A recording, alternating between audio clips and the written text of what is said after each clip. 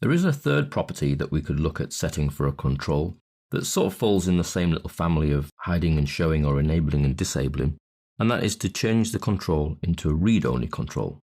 Now this is not quite the same as disabling. When you disable a control, the user cannot click into that control and therefore make any copying, whereas locking leaves the control open for clicking in and highlighting, but doesn't allow any changes to be made. Obviously, when you hide a control, you cannot make any changes anyway. So there's no need to lock and hide. These are three separate values. So if we were to look at locking a control, let's create a new form and save that as FRM lock controls. And onto this form, let's add a text box. Sensible name for it, txt name. And a command button that we can use to lock and unlock that particular field.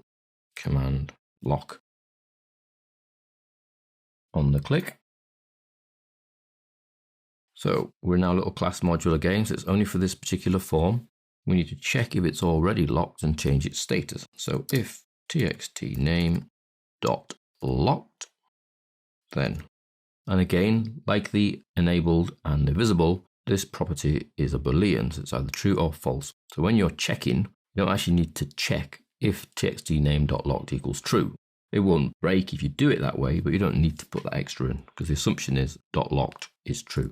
So if it's true, then we better unlock it, which we do by txt name dot locked equals false.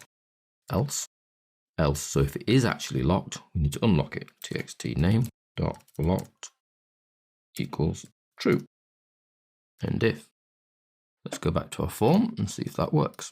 So if we click the button, it locks this control. Now, there isn't really any way of you knowing it's locked, except if you try and type something in, and you see nothing is happening. So I need to unlock it.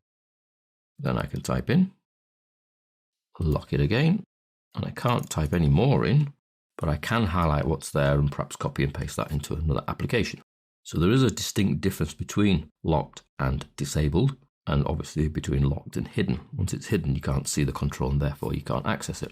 But disabling it just turns it off completely. You can't get in. Whatever's there is there, but you can't access it.